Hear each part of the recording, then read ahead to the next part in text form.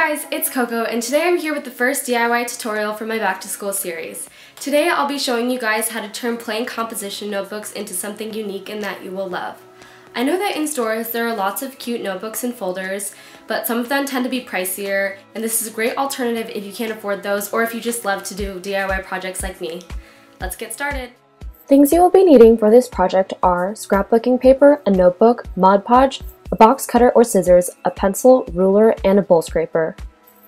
Begin by measuring the height and width of your notebook. Then, taking your piece of scrapbooking paper, mark down the measurements on the side. When marking your measurements, you actually want to add ½ inch to ensure that the piece of scrapbooking paper you're cutting is big enough to cover your notebook. Now, taking your scissors, cut out the rectangle that you have just drawn.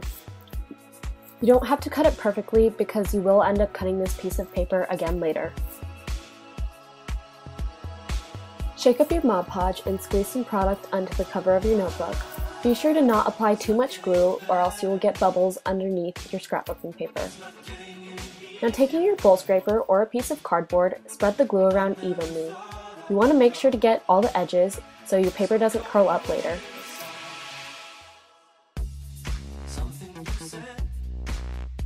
Take a piece of cardboard or paper and scrape the excess glue off the edges so your pages don't stick together.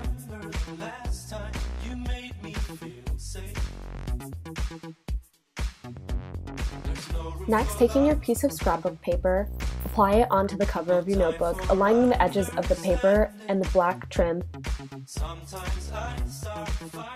Press down on the edges of your paper to make sure that it won't peel off when it dries.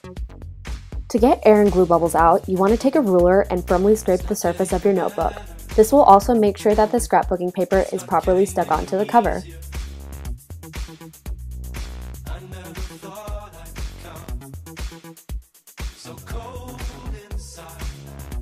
Repeat the last step on the inside of your notebook. After scraping your notebook, let it sit and dry for 20 minutes. Once the glue has dried, take your box cutter and cut off the excess scrapbooking paper from the perimeter of your notebook.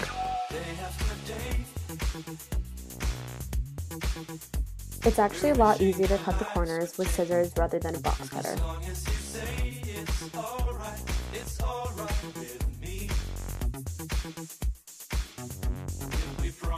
Now take your Mod Podge again and squeeze some more product on the cover. Once again, you want to take your bowl scraper or a piece of cardboard and spread the glue around evenly.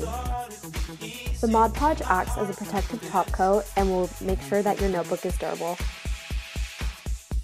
I forgot to mention a paintbrush in the list of things that you'll be needing, but instead, if you don't have a paintbrush, you can just use a piece of cardboard instead and seal the edges of your notebook using more Mod Podge.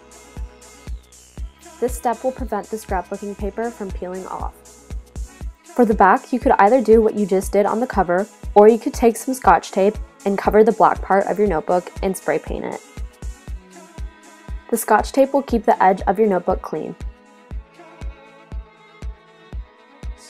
I decided to use gold spray paint for the back of my notebooks. Shake up the can and hold the spray paint 12 inches away from your notebook. Spraying multiple thin layers will prevent globs of paint forming and will give you better coverage.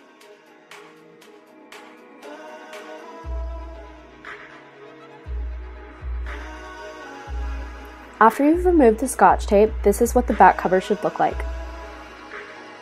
Thanks for watching this video. If you love DIY projects as much as I do, don't forget to give this video a thumbs up so I can make more tutorials in the future. See you next time. Bye.